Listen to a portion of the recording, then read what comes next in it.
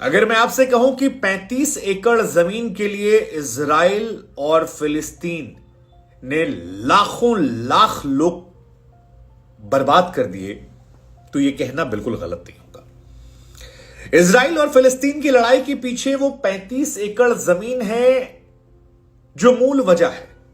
वो जमीन जहां पर 3 धर्मों के प्रमुख स्थान है, वो जमीन जिसका जिक्र कुरान में है, वो जमीन जिसका जिक्र बाइबल में है, और वो जमीन जो यहूदियों के लिए उनकी अंतिम निशानी है। 35 एकड़ जमीन इतनी बेशकीमती हो सकती है। हालांकि यह लड़ाई केवल जमीन की नहीं है। इजराइल और फिलिस्तीन की लड़ाई जमीन से आगे बढ़कर धर्म की लड़ाई है। यह लड़ाई सियासत की है।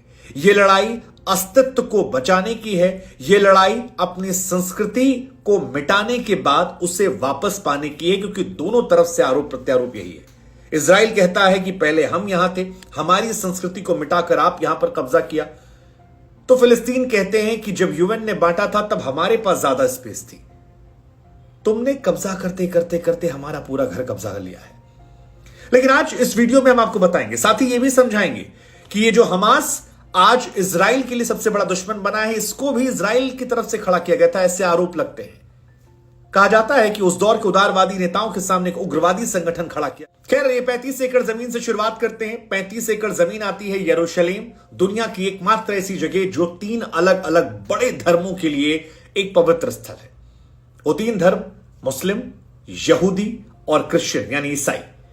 अब ये तीनों धर्म जो हैं, इनमें एक चीज कॉमन है कि इनके पूजा पाठ के तरीके जो हैं काफी हद तक सेम है।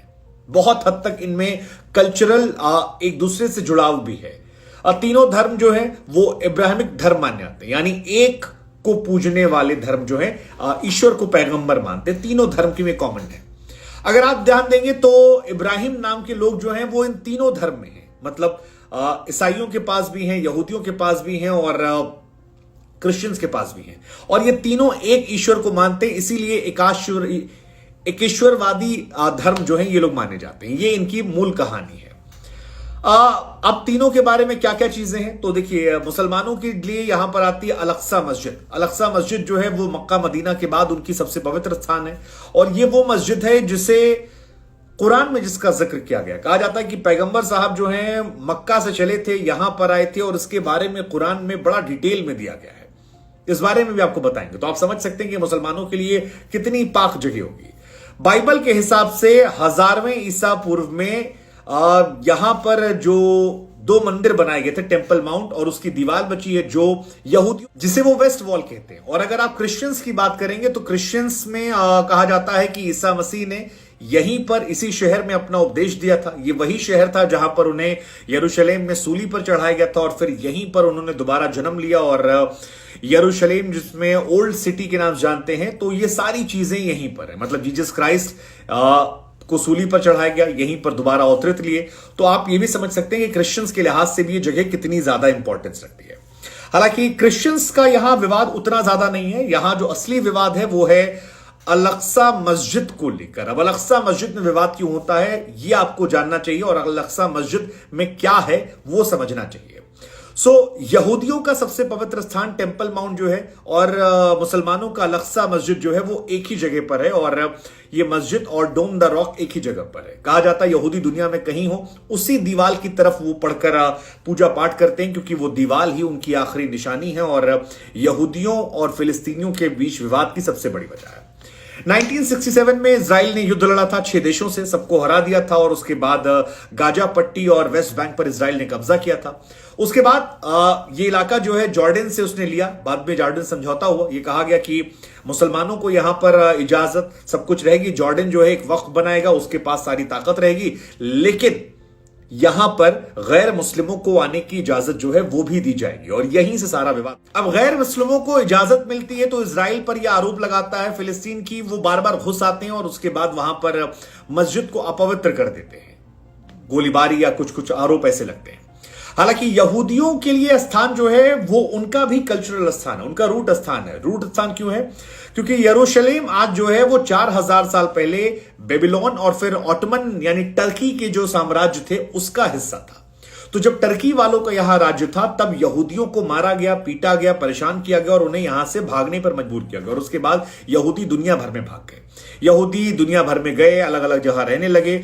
लेकिन जब हिटलर का शासन शुरू हुआ तो 1941 से लेकर 1945 के बीच में लाखों यहूदियों का जमकर उसने नरसंहार किया। और उसकी वजह से यहूदियों को रियलाइज हुआ कि अलग अलग रहेंगे तो अस्तित्व खत्म हो जाएगा, संस्कृति खत्म हो जाएगी। अगर मुट्ठी बांध कर रहेंगे तो एक साथ जुड़े रहेंगे और हमेशा साथ साथ रहेंगे। और इसी वजह से वो आ गए। अब आज जहां पर इजराइल और फिलिस्तीन है वहां पर यह इलाका पहले ब्रिटेन के कब्जे में था, लेकिन ब्रिटेन ने बाद में फिलिस्तीनियों समझौता किया और यहूदियों के लिए एक इजराइल देश बनाने की कोशिश की। विवाद हुआ, उसके बाद मामला यूनाइटेड नेशन गया। 1947 में यूनाइटेड नेशन ने इसको फिलिस्तीन को 2 हिस्सों में बांटा और इसके बाद से मामला शुरू हो गया। अब 2 हिस्से बटे तो एक बहुत बड़ा हिस्सा जो है वो चला गया फिलिस्तीन के पास और छोटा सा हिस्सा चला गया आपके इजराइल के पास। अब ये अल-अक्सा मस्जिद और टेंपल माउंट जो है इसको लेकर विरोध बढ़ गया। तो जब विवाद बढ़ा तो अल-अक्सा मस्जिद और इसका जो 35 एकड़ का कैंपस है इसे यूएन ने इंटरनेशनल कम्युनिटी की देखरेख में रख लिया। अब यूएन का जो ये फैसला था ये अरब देशों को मंजूर नहीं था। इसके बाद इजराइल की तरफ से यहूदियों ने जमीन पर मुसलमानों को खदेड़ना शुरू किया। फिर विवाद शुरू हुआ। 1948 में अरब देश और इजराइल के बीच में युद्ध हुआ जिसमें मिस्र जैसे देश आए थे और इजराइल ने उन्हें भगा दिया। इसके बाद फिर यरूशलेम जो है 2 हिस्सों में बटा, एक बटा ईस्ट और एक वेस्ट में बटा। ईस्ट वाला जो था वो जॉर्डन के कंट्रोल में रहा, लेकिन जो वेस्ट वाला था वो चला गया इजरायली कंट्रोल में। इसके बाद 1967 में 6 डे वॉर हुई जिसमें इजराइल पर मिस्र, सीरिया, जॉर्डन जैसे तमाम देशों ने हमला किया। 5 से 10 जून 1967 को यह हमला चलता है और उसके बाद अरब देशों की हार होती है और इसी के बाद इजराइल पावरफुल होता है, ज्यादा कब्जा करता है।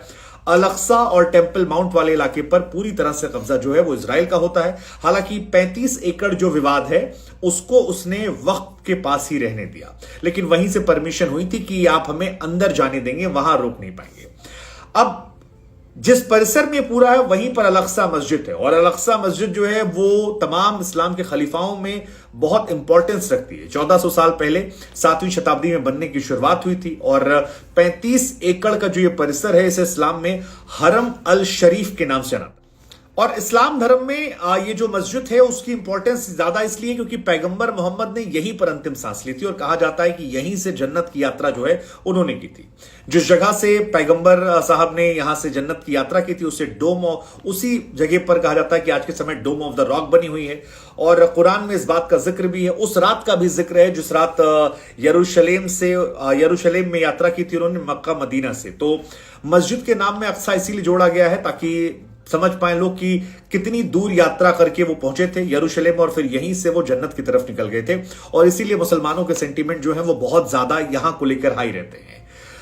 इस्लाम में जितने भी खलीफा रहे अल-अक्सा मस्जिद में सबका कुछ ना कुछ हिस्सा रहा और इस्लाम को लेकर उनके लिए खास रही। अगर कुरान की बात की जाए तो कुरान में केवल 2 मस्जिदों का जिक्र है, एक है अल हरम मस्जिद मक्का वाली और दूसरी जो है वो है अल अक्सा मस्जिद यरूशलेम वाली। और इसीलिए मुसलमान यहां सेंटी रहते हैं। इन लोगों के बीच में युद्ध होता रहता है लेकिन मूलतः विवाद यही है। हालांकि एक सच ये भी है कि जैसे जैसे समय बढ़ा वैसे वैसे इजराइल की हैसियत बढ़ती गई और फिलिस्तीन की हैसियत जो है वो कम होती गई। अब आप ये समझ लीजिए कि जो हिस्सा फिलिस्तीन के पास मान लीजिए 5% था, आज उसके पास 50-55% या नहीं 90% के आसपास है और 10% हिस्सा जो है वो रह गया है खाली आपके फिलिस्तीन के पास। दोनों साइड से अपनी अपनी कहानियां हैं। अब इधर हमास की जहां तक कहानी है तो हमास बना है 1987 में। इजराइल जो है वो बना था 1948 में, उसका फिलिस्तीन संघर्ष जारी था।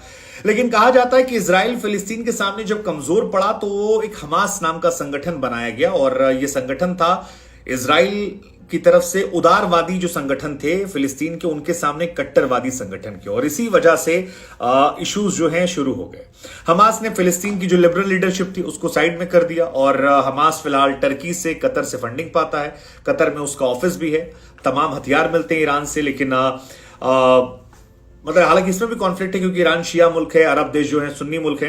लेकिन फिलहाल जो हमास है ये भी इन्हीं की तरफ से देन दिया गया है। इन्होंने, वैसे दुनिया में ज्यादातर जो बड़े संगठन हैं जो हमला करते हैं बाद में अपने अलग अलग मकसदों को लेकर, उनमें सब में यही कहानी, किसी एक ने उन्हें पैसा देकर फंड किया, बाद में बड़ा किया और उसके बाद वो उन्हीं के पीछे पड़ गए।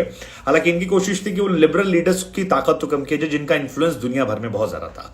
सो हमास फिलहाल जिसके पास 27,000 लोग हैं और जबरदस्त उनके पास पावर, पॉलिटिकल पावर है। 4 विंग उनके पास है जिसमें उनकी पॉलिटिकल विंग है, मिलिट्री विंग है, सोशल विंग है, इंटरनेशनल विंग है। 27,000 लोग, 6 रीजनल ब्रिगेड बांटे गए हैं, 25 बटालियन है, 106 कंपनियां हैं।